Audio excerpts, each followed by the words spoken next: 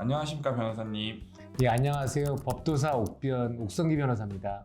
근데 제가 이제 오늘 질문할 게 로펌에 관한 건데요. 이제 의뢰인들이 의뢰를 하려면 로펌을 찾아가야 될 텐데 로펌이 유명하고 클수록 좋은가요? 그러면 큰 로펌만 장사가 잘 되겠죠.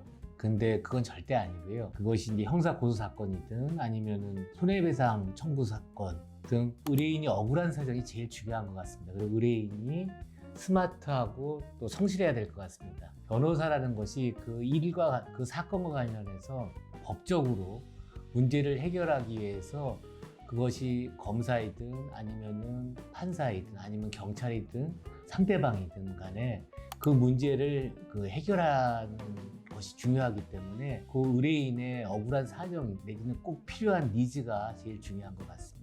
아까 말씀해 주신 것 중에 의뢰인이 성실하고 스마트하면 좋다고 하셨는데 네. 어떤 것 때문에 그럴까요? 결국은 팩트가 제일 중요한데 그 팩트와 관련해서 본인이 정확하게 자신의 얘기를 해야 되는데 그 얘기를 속이면서 그냥 하는 경우에는 결국은 변호인도 그러한 잘못된 팩트에 의해 가지고 변론을 하거나 자문을 함으로써 법적인 문제 내지는 법적인 자문을 해결 못하는 경우가 있을 수 있습니다. 로펌이 유명하고 클수록 좋은 게 아니라 의뢰인 본인이 성실하게 하고 진실된 답변을 하면 할수록 승소할 확률이 높아진다는 말씀이신 거네요? 원칙적으로 그렇습니다. 그리고 그런 케이스를 많이 한 변호사가 변론을 하거나 자문을 한다면 훨씬 더 좋겠죠.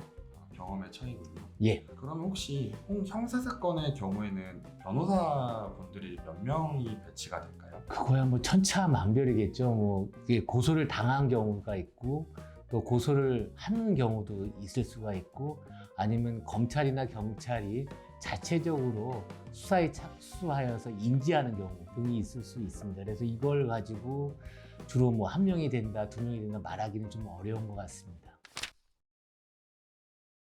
변호사님, 그리고 제가 이 주제 작성하면서 봤던 내용인데 사건이 끝날 때까지 실제로 변호사 얼굴을 한 번도 못 봤다는 의뢰인들도 종종 있다고 들었는데 정진에서는 주로 어떤 식으로 변호 과정이 이루어지나요? 변호사 3만 명 시대에 그 변호사들 중에 얼굴을 한 번도 못 보는 경우는 정말 용감하고 아무 생각 없는 변호사만이 가능한 일일 것입니다. 절대 그런 일은 거의 없을 거고요. 의뢰인이 법인이든 아니면 개인이든 간에 자신한테 발생한 민사, 형사, 행정, 사건 내지 계약서 체결 등 자문과 관련하여 자신의 일인 것처럼 최선을 다하는 게 저희 정지 법무법인입니다.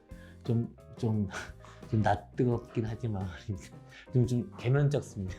정진은 어떤 전문 분야에 있어서 자신이 있으신가요?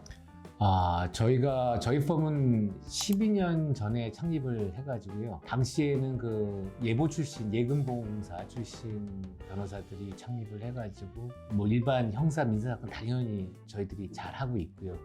특히 특화된 그 분야는 기업 관련 뭐 형사범죄 그리고 구조조정, 부동산 금융 그리고 세금 문제도 저희들이 자신 있게 문제를 해결할 수 있는 법인입니다. 저 같은 경우에는 이제 3년 전에 여기 정진에 와서 변호사 업무를 하고 있고 제가 갑자기 정진에 대해서 굳이 이제 말을 한다면 발일정자의 참진인데 제가 처음 그 개업식 할 때 정진에서 정진하겠습니다라고 한 적이 있는데 그 말이 생각이 나네요.